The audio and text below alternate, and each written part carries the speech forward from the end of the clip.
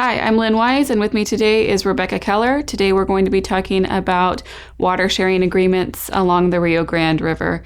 So, Rebecca, you have been writing a lot about water scarcity around the world, and your most recent piece was about the Rio Grande, which is really close to us here in Texas, that divides the U.S. from Mexico. What kinds of treaties determine water sharing along this river? So the Rio Grande is governed by two separate water sharing agreements, the first from 1906 and the second from 1944. The 1906 governs the northwestern portion of the river and basically says that the U.S. is obligated to deliver a specific amount of water per year to Mexico. However, in drought years, the amount can be reduced and it does not have to be made up.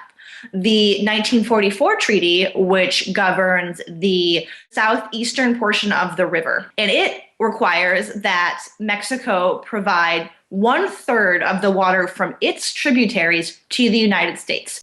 So what these two treaties give you is essentially a 50-50 breakdown of water resources throughout the basin, even though only roughly 1/3 of those resources actually lie within U.S. territory.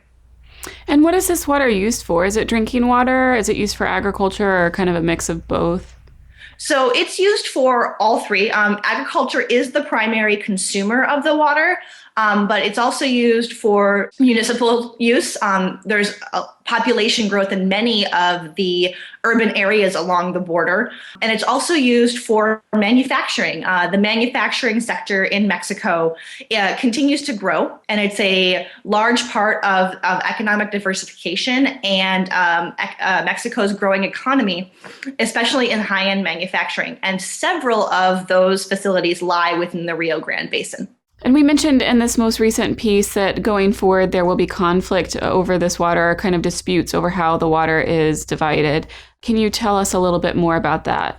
Right. So much like many of the world's river basins, the agreements that govern the water resources were signed when we had far less knowledge about those resources, both above and below ground. And because of that, these rivers are often over-allocated. There's simply not enough naturally occurring water to provide what everyone's been promised. And the Rio Grande is no different.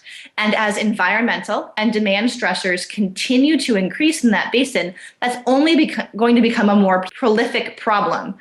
For instance, between 2010 and 2015, Mexico failed to deliver on its agreed upon quota of water to the United States. While this amount was made up in 2016, that scenario is only going to become more and more likely. And with the unreliability of volumes as dictated by the flexibility of the treaty, we can expect a lot more rumbling, especially from the U.S. side when it comes to water deliveries.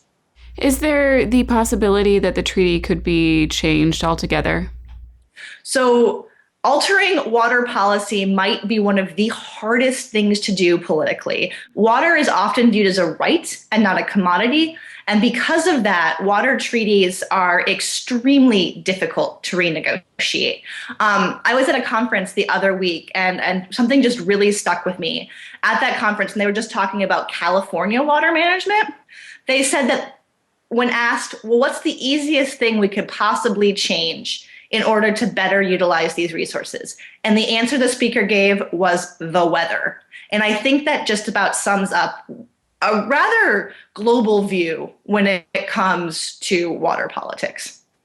Wow, and it's interesting if we're talking about it's so difficult even just domestically to come to an agreement and on water policy. Think how difficult it must be between two different nations. Absolutely, and that's why transboundary water resources always have the potential when water scarcity is involved to be more of a tipping point than those that are just domestic.